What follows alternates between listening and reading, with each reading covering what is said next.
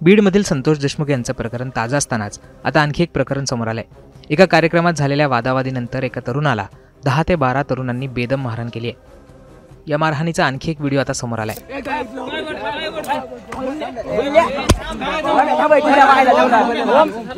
यामध्ये आरोपी तरुणाला लघवी पाजण्याची देखील भाषा करतायत।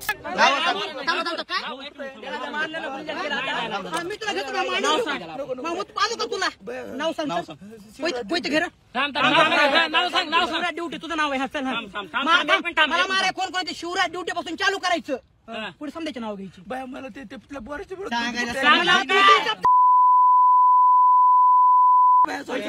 तीन चपटा मारले खरं सांगतो तुम्ही मारलंच नाही इथं कोणत्याही पोराला विचारावं 2 टाके पाठ फाडली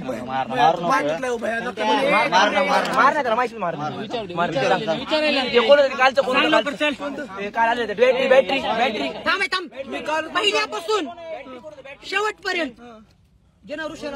शुक्रवारी संध्याकाळी 4 वाजता शिवराज दिवटे या तरुणाचं अपहरण करण्यात आलं होतं। त्याला एका सामसूम ठिकाणी नेऊन काठ्या लाठ्यांनी बेदम मारहाण करण्यात आली। या मारहाणीत शिवराज गंभीर जखमी झाला।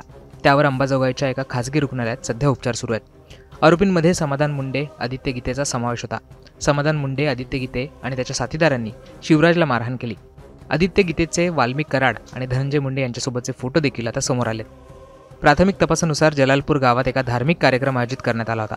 यावेळी झालेल्या वादाचा बदला घेण्यासाठी आरोपींनी शिवराजचं अपहरण करून त्याला मारहाण केली। शिवराजने सांगितल्याप्रमाणे त्याला संतोष देशमुख यांच्यासारखं मारण्याची धमकी देण्यात आली होती। तो बेशुद्ध झाल्यानंतर आरोपी त्याला तिथेच टाकून निघून गेले। दरम्यान या प्रकरणी गुन्हा दाखल करण्यात आला असून 7 आरोपींना अटक करण्यात आली। त्यांना आता न्यायालयात देखील हजर करण्यात आलंय।